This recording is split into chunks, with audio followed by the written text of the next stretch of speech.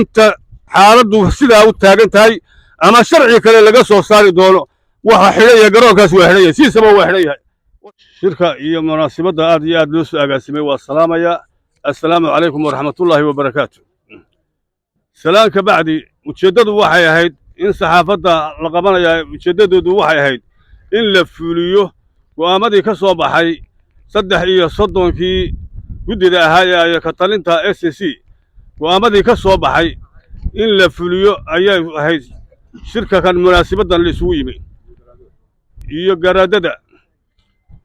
33 waxay go'aamiyeen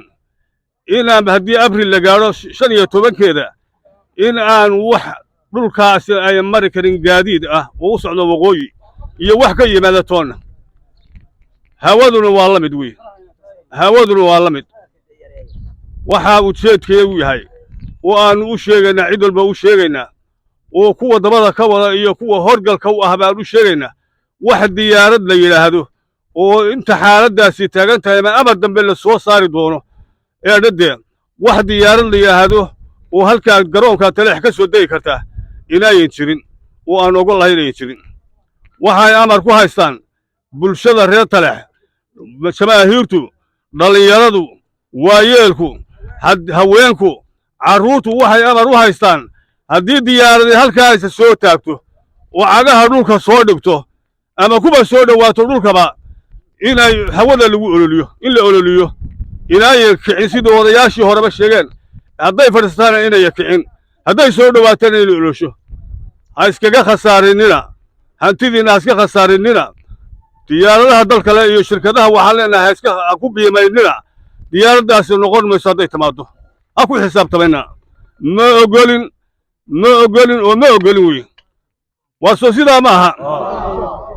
in la gubo diyaaraddaas hadday timaado cid kastaba ha wadatay hadday timaado in la gubo soo iskuma raacsanin inay nabadgelyo ku noqon soo iskuma raacsanin saasaanu caalamkana u sheegaynaa diyaaradaha u sheegaynaa garoomada u sheegaynaa reer SSC u sheegaynaa Soomaaliya oo dhan u sheegaynaa wax diyaarad leeyahay meel kastaba ha ka timaado ama Hargeysa ha ka timaado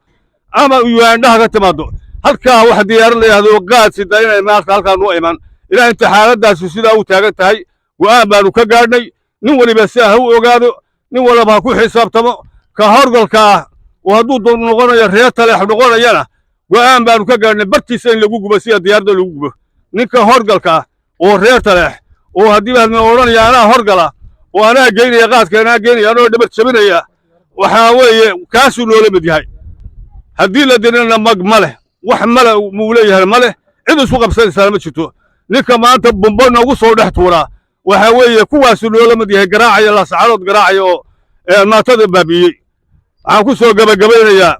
go'aanka iyagu waxa weeye diyaarad imaanaysa ma jirto iyo midaan ogol lahay toddobaadna ogol lahay inta xaaladdu sidaa u taagan tahay ama sharci kale laga soo saari doono waxa xidhaya garoonkaas waa xidhaya siisaba waa xidhan yahay wassalaamu calaykum waraxmatullaahi wabarakaatu